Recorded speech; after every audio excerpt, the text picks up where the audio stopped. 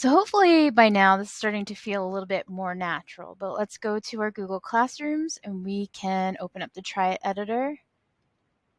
And I'm going to go back to our Google Classroom in our class.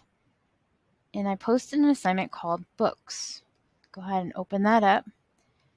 And I know that the assignment is really technically down at the bottom, but before we do the assignment, let me show you what we're doing. So I'm going to highlight this code.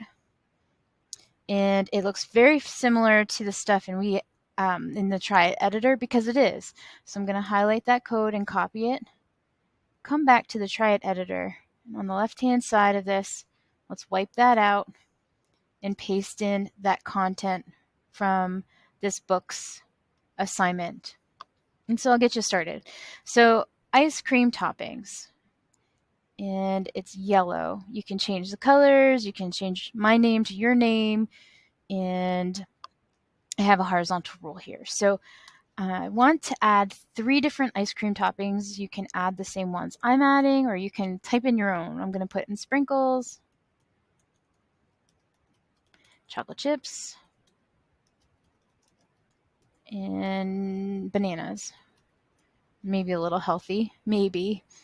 And the whole idea of this lesson is to make a bulleted list. So I'm going to ask you to resist the temptation of putting BR tags in here, a break tag, because the list will do that.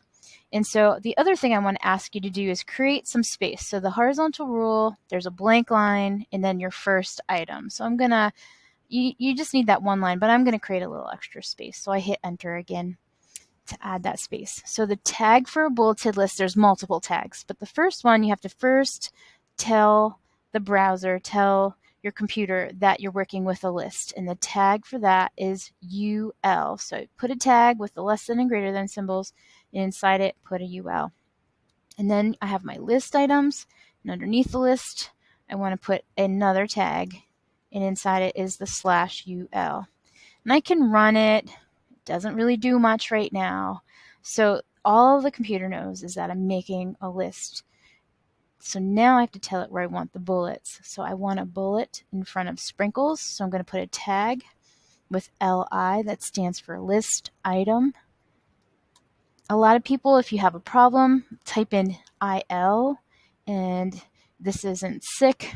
It's just a list item. So sometimes if that's an error, it happens. Our fingers are typing really fast, but you can see it makes a bulleted list. So that's pretty easy. So I want to show you one more thing, but before I do, let me tell you about the assignment. If I were a student taking this class, I'm going to go back to the assignment, open it up, and it's not copy pastable, but it looks pretty similar to this. So top 10 children's books. Instead of ice cream toppings, put in top 10 children's books.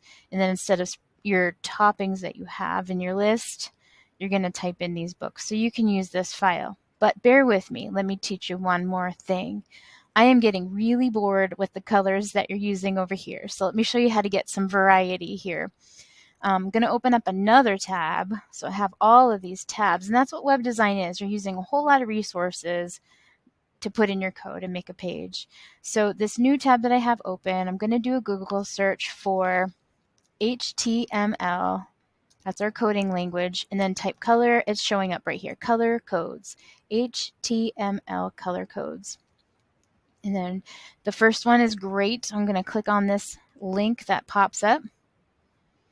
And I'm going to scroll down a little bit to see this a little bit better. So what you do is you use the slider over here to kind of get into the general area of what you want. What color do I want for this web page? And then I want something purpley. You can pick whatever color you want. Purpley is a word all of a sudden. And I'm going to take this little dot and kind of fine tune the kind of purple that I want for my web page. So I'm going to get a darker purple. So, okay, how do I use this? I got the color. How do I use it in the web page? So it's this thing right here. There's a hashtag. I don't need the hashtag, but I need this. It could be letters or it could be numbers. It's 6 digits though. It's called a hex code. I don't need you to really know that, but I need that. I need those. I can copy those. I'm going to come back to my Triad editor, and then instead of yellow, I'm going to paste that goofy hex code number after, so BG color equals, instead of yellow now it's this. And if I run it, I now have a purple color.